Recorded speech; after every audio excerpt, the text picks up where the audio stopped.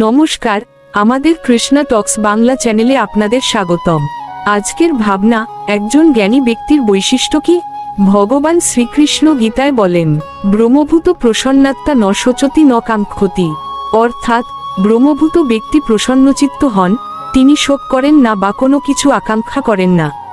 শ্রীমদ্ভগবদ্গীতা ৮ অধ্যায় ৫৪ নং শ্লোক অনুসারে একজন জ্ঞানী ব্যক্তির প্রধান বৈশিষ্ট্য হল তিনি স্থিতধী ও প্রশান্তচিত্ত।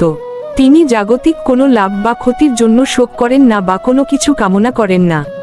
তিনি জানেন যে তিনি দেহ নন, আত্মা।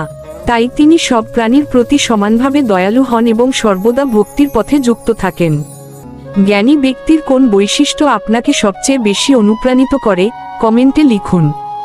ভিডিওটি লাইক দিন এবং আমাদের চ্যানেলটি সাবস্ক্রাইব করুন। জ্ঞানের এই পথে আপনাদের সঙ্গে নিবেদক শ্রী মিলন দেবনাথ। হরে কৃষ্ণ।